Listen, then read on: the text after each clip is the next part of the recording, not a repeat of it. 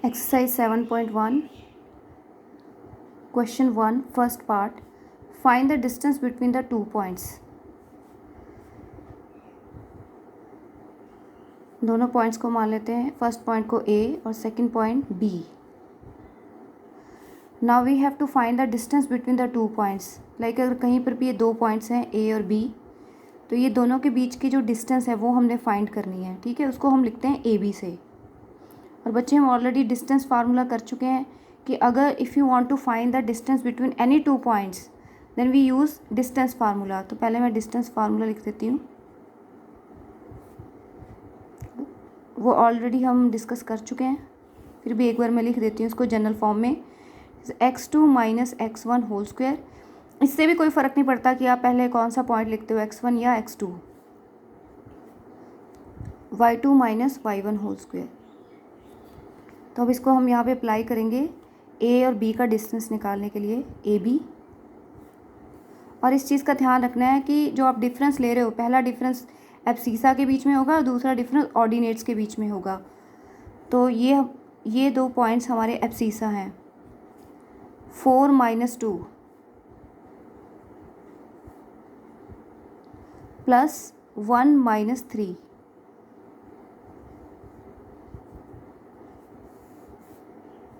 अब ये ना हो कि आप यहाँ पे होल स्क्वायर का फार्मूला लगा दो. पहले सबसे पहले ब्रैकेट को ही सॉल्व करना है. तो ये सिंपली सॉल्व हो रही है. 4 माइनस 2 2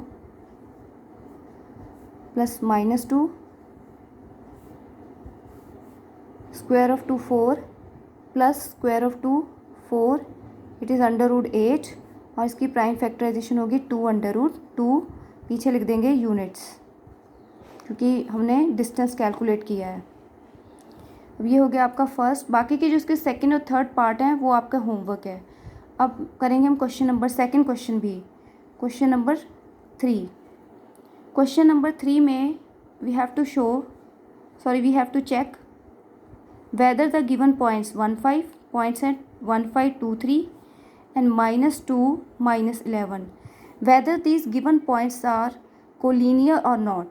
तो सबसे पहले कोलिनियर का मतलब एक बार फिर से समझ लेते हैं. कोलिनियर को मीन्स सेम और लीनियर मीन्स वन लाइन. तो अगर ये 3 पॉइंट एक ही लाइन में आते हैं तो उसको हम बोलेंगे कोलिनियर. हम मान लेते हैं ये A है, ये B है और ये पॉइंट C है. अगर ये इस तरह से एक ही लाइन के ऊपर आते हैं तो ये पॉइंट्स कोलिनियर होंगे. अगर नहीं है तो नहीं है. तो अगर ये कोलिनियर होंगे तो इस तरह की कंडीशन इसके ऊपर आएगी जैसे AB plus BC should be equal to AC.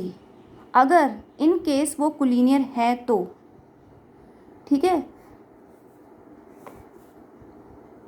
ABC अगर वो एक ही लाइन के ऊपर आते हैं तो इस तरह से होते होंगे.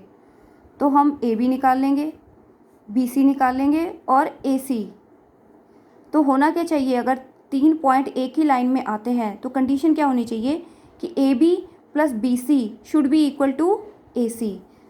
तो हमने कंडीशन ये चेक करनी है, AB plus BC should be equal to AC. अगर ये कंडीशन सेटिस्फाई करती है तो the points will be collinear, otherwise points won't be collinear. अगर तो ये कंडीशन सेटिस्फाई है तो पॉइंट्स कोलिनियर होंगे, अदरवाइज नहीं होंगे. तो इसके लिए भी हम AB निकाल लेंगे, BC और AC. तो वहाँ पर भी हम डिस्टेंस फार्मूला यूज़ करेंगे.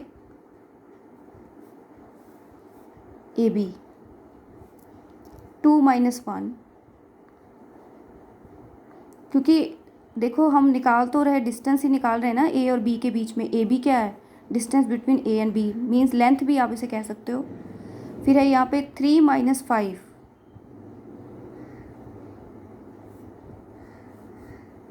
2 माइनस 1 1 और ये आ गया 3 माइनस 5 2, ये 4. तो ये आ गया अंडर रूट 5. तो A भी अंडर रूट 5 है. उसके बाद है हमारे BC निकाल लेते हैं. BC में -2 -2 ये आएगा -4. मैं इसको सीधे लिख रही हूँ. प्लस -11 -3 ये आएगा -14 स्क्वायर. तो ये आ गया आपके पास 16 प्लस 96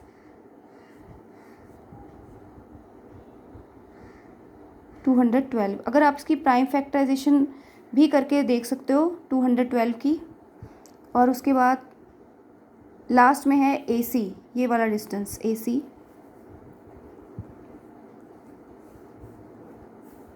AC में पॉइंट्स है -2 -1, ये बन जाएगा -3।